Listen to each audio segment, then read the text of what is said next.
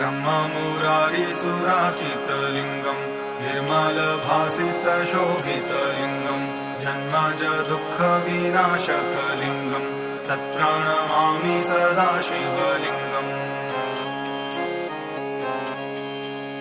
देवमुनिप्रवराचितलिङ्गम् कामदहं करुणाकरलिङ्गम् रावणदर्पविनाशनलिङ्गम् तत्प्रणमामि सदा शिवलिङ्गम् सर्वसुगन्धिसुलेपितलिङ्गम् बुद्धिविवर्धनकारणलिङ्गम् सिद्धसुरासुरवन्दितलिङ्गम् तत्प्रणमामि सदा शिवलिङ्गम्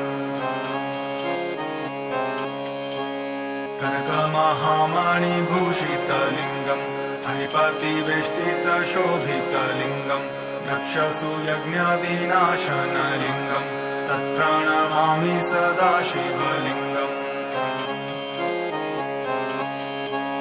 कुङ्कुमचन्दनलेपितलिङ्गम् पङ्कजहारसुशोभितलिङ्गम् सच्चित्पापविनाशनलिङ्गम् तत्प्रणमामि सदा शिवलिङ्गम्